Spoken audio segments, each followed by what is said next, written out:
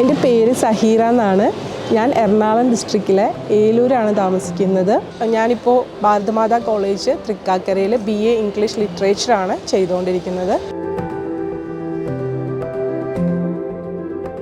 ഒരുപാട് വലിയ ഗ്യാപ്പിൽ, അതായത് 94-ലാണ് ഞാൻ 10th കഴിഞ്ഞത്. ഞാൻ +2 എഴുതിയതും സാക്ഷരതാ മിഷൻ്റെ ഈ ഒരു റീസെൻ്റ് ആയിട്ടാണ്. അതിനുശേഷം വിവാഹം കഴിഞ്ഞിട്ട് പിന്നെ പഠനത്തിനോടത്ര പഠിക്കാനൊരിഷ്ടം ഉണ്ടായിരുന്നു. പക്ഷേ ആ ഒരു ലൈഫ്, കുട്ടികൾ, ഭർത്താവ് എന്നുള്ള ആ ഒരു ലൈഫിനോടാണ് ഇഷ്ടം കൂടുതലുണ്ടായത്.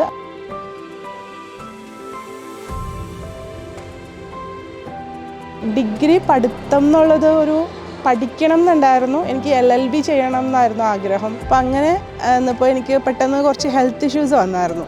ഭയങ്കര ഇച്ചിരി സീരിയസ് ആയി പോയായിരുന്നു. അപ്പോൾ സൗമ്യ ഇനി ഒറ്റയ്ക്ക് ആവണ്ട, അന്ന് ഉമ്മി റെഗുലറായിട്ട് പോയി പഠിച്ചോ ഇനി എന്നുള്ള ആ ഒരു ഇത് കൂടുതൽ ഫസ്റ്റ് ഇനിഷ്യേറ്റീവ് എടുത്തത് മകനാണ്, മൂത്ത ആളാണ്. ഞാൻ ഫസ്റ്റ് ദിവസം അവിടെ ജോയിൻ ചെയ്യാൻ വന്നപ്പോൾ അവർ ഭയങ്കര പോസിറ്റീവായിട്ട്, ഭയങ്കര ഒരു സന്തോഷത്തോടു കൂടെയൊക്കെയാണ് എന്നെ സംസാരിക്കുകയും ഒക്കെ ചെയ്തത്. അപ്പോൾ ആ ഒരു വരാനുള്ളൊരു പേടി ഉണ്ടാവുമല്ലോ, നമുക്ക് കോളേജ് എങ്ങനെയാണ്, ടീച്ചേഴ്സ് എങ്ങനെയാണ് എന്നൊക്കെ ഉള്ള ഒരു പേടി അവിടെ തന്നെ നമുക്ക് ഒരു കുറേ അധികം പോയി. പണ്ടൊക്കെ എന്ന് പറഞ്ഞാൽ മിസ്സൊക്കെ തന്നെ പറഞ്ഞ് കേട്ടിട്ടുണ്ട്, ഇയർലി ആയിരുന്നു എക്സാം. അപ്പോൾ നമുക്ക് 6 month കൂടുമ്പോൾ എക്സാം വരും.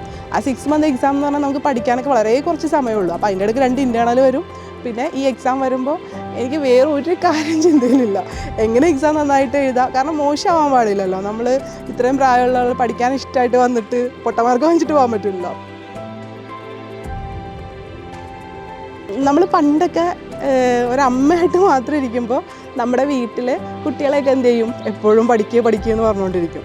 പക്ഷേ ഇപ്പോഴാണ് എനിക്ക് മനസ്സിലാവണത് പഠിക്കാനായിട്ടൊരു എന്തുമാത്രം ബുദ്ധിമുട്ടുണ്ടെന്ന്. അപ്പോൾ ചിലപ്പോഴൊക്കെ വീട്ടിലൊക്കെ ഞാൻ പറയുക, പഠിക്കുക എന്ന് പറയുമ്പോൾ അവർ പറയും ഇപ്പോൾ ഒരു മൂഡില്ല എന്ന് പറയും. അപ്പോൾ ഞാൻ വിചാരിക്കും, ഈ പഠിക്കാൻ എന്തിനാണ് ഈ മൂഡ്, ഇത് പഠിക്കുമ്പോൾ പഠിച്ചാൽ പോരെ എന്ന് ചോദിക്കും.